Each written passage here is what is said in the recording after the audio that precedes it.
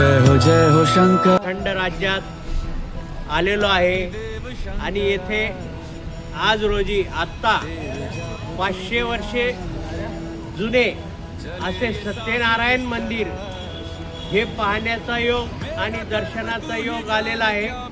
हे सर्व साई यात्रा कंपनी दादा महाराज पैठणकर यांच्या सानिध्यात आज ही सर्व तीर्थयात्रा सुरू होत आहे।